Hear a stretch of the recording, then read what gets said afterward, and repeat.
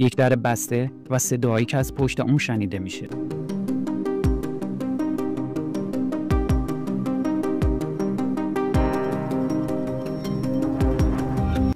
همسایه که متوجه شد از پشت دریچه‌ای که توی خونشون دارن رو سطح زمین صدایی مثل موسیقی و حتی گریه بچه شنیده میشه. اما این دریچه خیلی کوچیکه و امکان نداره کسی از اون بتونه حرکت کنه. این چیزی بود که این خانم با پلیس در جریان گذاشت. توی این فیلم می‌بینیم اونچه که پشت این در مخفی شده بود یه چیزی شبیه کابوسه. در بعد از ظهر 22 آبان 98 افسر لندن بعد از دریافت خبری در مورد کارلا ماریفیس صاحب یک مهد کودک با آنجا سر میزنه. گفته شده که او بیش از تعدادی که مجوز داره بچه پذیرفته و اونها را پنهان کرده و شاید هم اتفاقی دیگر افتاده.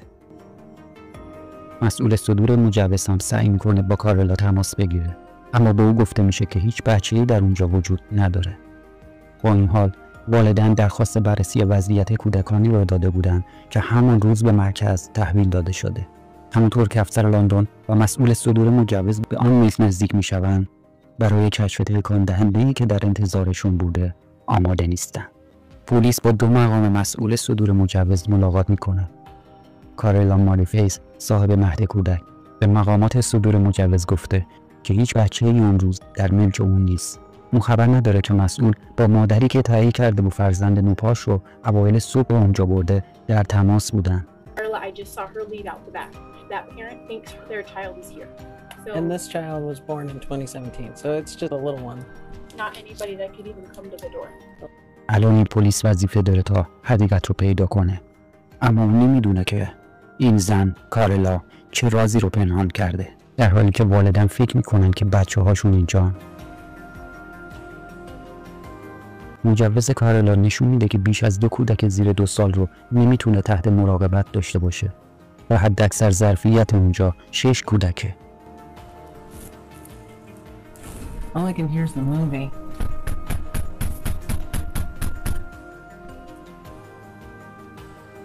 I hear a kid.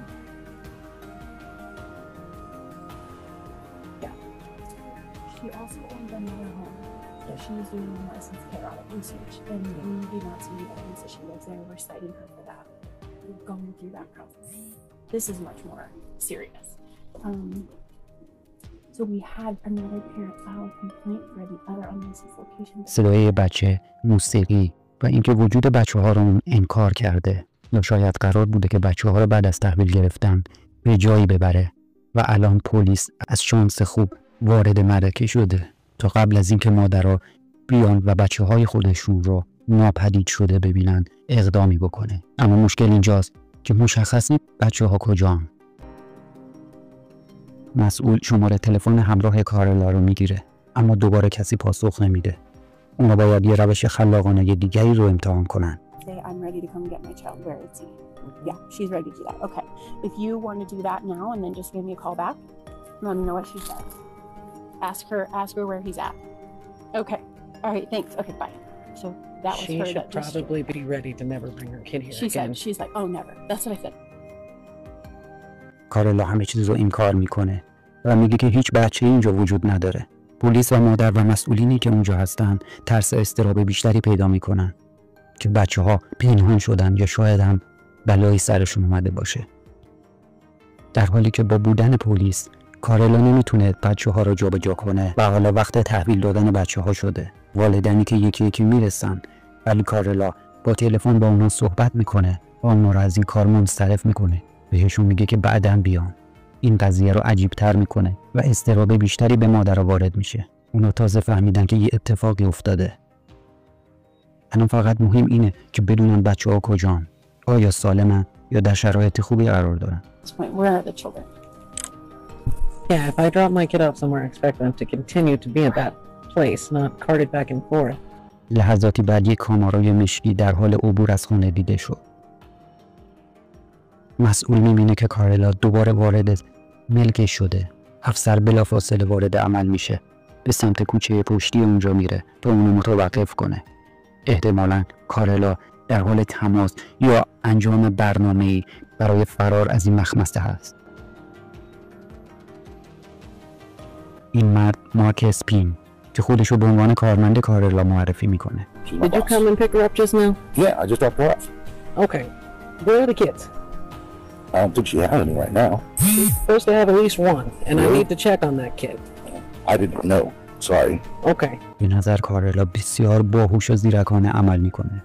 به طور همزمان چندین نفر از جمله افسر پلیس، خانواده ها، مسئول پرونده، همسایه و حتی کارمند خودش رو تونسته سردرگم کنه.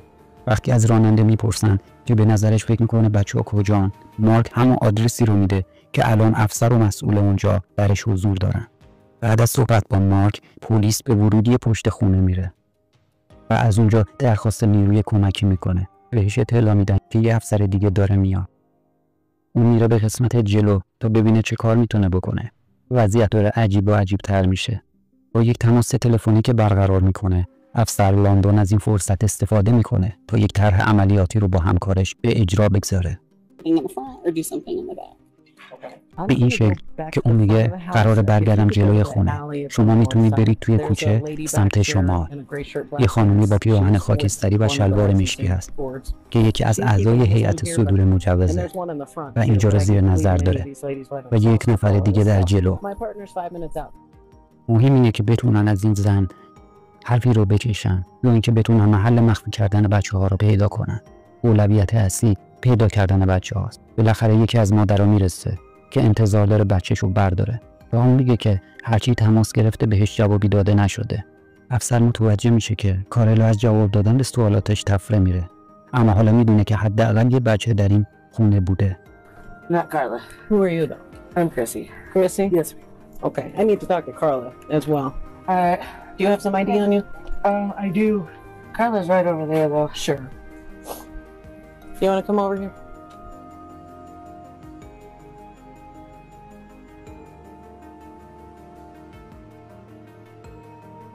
اون بهش میگه ما نگرانی‌هایی در مورد رفاه و وضعیت نگهداری بچه‌ها در اینجا داریم و برای همین اومدیم اونجا تا وضعیت رو بررسی کنیم. در واقع اون ترفندی میزنه که کارلا شک نکنه برای پیدا کردن مخفیگاه اومدن. اما اون خیلی سخت و زرنگ‌تر از این حرفا بود. I don't know how to help you. You can ask me questions, I can answer them. And I'm sorry. Okay. Do you want some water or anything? Oh no. Thank you. I appreciate it. I'm good. You take that. So obviously we have some concerns. و ادعا میکنه که هیچ بچه اینجا نیست. حتی در رو باز میکنه و با اونها با خوشرویی برخورد میکنه. اجازه میده که بیان خونه رو بگردن و همینجا رو چک کنن. خونه کارلا در واقع از دو خونه تشکیل شده. یکی به عنوان مهد کودک و یکی دیگه به عنوان خونه‌ای که اجاره داده. در طول این تحقیق و بررسی کارلا بسیار هوشمندانه و ریلکس با اونها همکاری میکنه. احتمالا مطمئنه که پلیس و هیچ کسی نمیتونه راه ورود به اون مخفیگاهی که بچه‌ها رو درش نگه داشته رو پیدا کنه.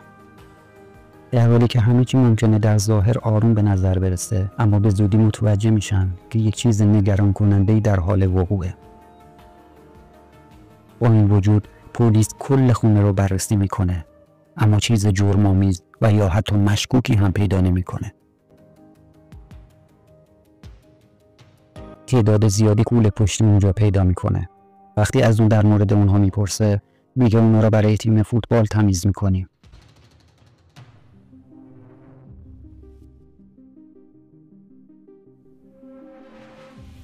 هرچقدر که پلیس بیشتر تلاش میکنه، کارلا هم شروع به دست و پا زدن‌های بیشتر و مخفی کاری بیشتر میکنه. بهش میگه اگه الان به والدین اونا زنگ بزنن و بگن که بچه‌هاشون الان کجان، چه جوابی میدی؟ فقط میگه نمیدونم، من خبر ندارم. در حالی که وضعیت همچنان گنگ‌تر میشه، افسر پلیس پارکر به نظارت بر کارلا و کریستی ادامه میده تا مطمئن بشه اونا جایی نمیرن یا اقدامی نمیکنن. در حالی که محل ورودی یک دریچه در خونه بغلی نشون میده که صدایی که داره میاد احتمالاً بچه‌ها در جایی در زیر زمین پنهان شدن.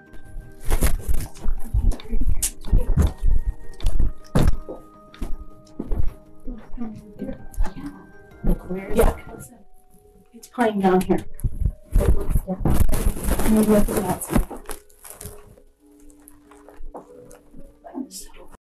با افسر مافوق خودش تماس میگیره که این وضعیت خیلی عجیبه. چشم از کارلا بر نمی‌داره.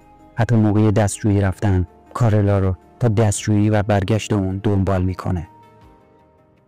افسر لندن با اون تماس میگیره تا نگرانی‌های خودش رو از وضعیتی که به وجود اومده بیان کنه و اینکه ممکنه حتی بچه‌ها در وضعیت بدی قرار داشته باشن یا اتفاقی براشون افتاده باشه. چون اگه بچه‌ها سالم و اینجا باشن یا در شرایط نامتعادلی نباشن، اون میتونه با دادن اونها فقط یک جریمه رو تحویل بگیره.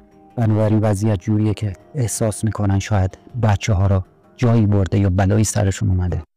در حالی که بهش میگن صدای موسیقی از پایین میاد. چطور میشه رفت پایین؟ اما اون میگه اصلا طبقه پایین اینجا وجود نداره. با درک این که این ماجرا خیلی فراتر از اون چیزیه که ابتدا تصورش رو میکرده، با گروهبان خودش تماس میگیره و میگه که در اون خونه رو میگردم. صدای موسیقی داره از یه جایی مثل زیر زمین میاد ولی در ورودی پیدا نمیشه. افسر پارکر ناامیدانه به دنبال پیدا کردن بچه هاست. سوالاتش رو دائم تکرار میکنه و داره کم کم صبرش تموم میشه. حالا کارل ادعا میکنه که بچه ها الان توی پارکن، اما پلیس قبول نمیکنه که اون رو رها کنه و بره. نیاز به نیروهای بیشتری دارن، چون ممکنه این ترفندی باشه که وقتی اونها به سمت پارک میرن کارل فرار کنه. حالا پلیس مطمئن شده که بچه ها یه جایی در زیر زمین هستن، ولی هرچی تلاش میکنن کارل انکار میکنه و از وجود چنین جایی بی اطلاعه. پلیس با دقت اطراف رو نگاه میکنه. در حالی که در مورد صدای موسیقی با اون حرف میزنن، بعد از چند لحظه صدای موسیقی قطع میشه. کارل هوشمندانه و با زیرکی در لحظه‌ای که افسر متوجه نمیشه پیامکی رو به کسی که بچه ها رو نگه داشته میفرسته و صدای موسیقی قطع میشه. So how do we get in the basement? There is no basement. I am so sorry, but there's just not. زمان بیشتری گذشته و استر لندن همچنان به دنبال راهی برای ورود به مخفی گاهه. دیوارها و جاهای مختلف رو بررسی میکنه تا بتونه یک در مخفی رو پیدا کنه. صدای گریه بچه‌ای رو میشنون از همان مسیر هواکش خونه بغلی. افسرها محل رو ترک نمیکنن و به کارلا میگن تو نگی به ما بچه‌ها کجاست، ما اینجا رو ترک نمیکنیم، چون به شدت نگران وضعیت اونا هستیم. به شکل جدی‌تری شروع به جستجو میکنه. دیوارها و اطراف خونه رو به دقت بازرسی میکنه تا بتونه در مخفی که احتمالاً وجود داره رو پیدا کنه. اما این افسر پارکره که قراره کشفی رو که بهش امیدوار بود انجام بده. همینطور که راهشون رو به اتاق مخفی که بوی پوشک و خاک میداد باز میکنن، قراره یک کشف باور نکردنی انجام بده. این یک افشاگری بزرگ بود که همه رو شوکه میکنه. افسر لندن 25 بچه کوچیک که بعضی از اونها حتی از مرحله شیرخوارگی هم رد نشدن در زیر زمین پیدا میکنه. Hey babies. It's okay guys. You ladies need to come here now. Both of you come here now. I don't know what's going on, but this is not okay. Do you have any weapons on you? زنی که پلیس باهاش صحبت میکنه که کارلا بهشون گفته همه بچه‌ها رو داخل زیر زمین ببرن. حالا پلیس برای فرستادن بچه‌ها پیش خانواده هاشون با اون رو تماس میگیره، اما بازم یه مشکلی داره که نمیدونن والدین این بچه‌ها کی هستن. تعداد اونها نسبتاً زیاده. اینجاست که بازم کارلا رو میخوان تا بیا توضیح بده و این بار این کارو میکنه که دستش رو اگه باز کنن میتونه به همه والدین اطلاع رسانی کنه و بیان اینجا. معلوم میشه که کیتلین نلسون یک سابقه طولانی داره. در واقع در زمان این حادثه یک حکم جلب فعال علیه اون هم وجود داشت. مصاحبه های بعدی با والدین جزئیات وحشتناکتری رو در مورد رنج بردن بچه هاشون از کابوس‌ها و ناتوانی در خوابیدن توی تاریکی نشون میده. کارلا ماریفیس به 26 فقره کودک آزاری بدون جراحت، یک فقره جنایی، تلاش برای تاثیرگذاری بر یک مأمور دولتی و اتهامات دیگر از جمله مبنی بر ممانعت از یک افسر صلح محکوم میشه. البته حکم او قطعی نیست و جلسه استماعش برای سال آینده تعیین شده.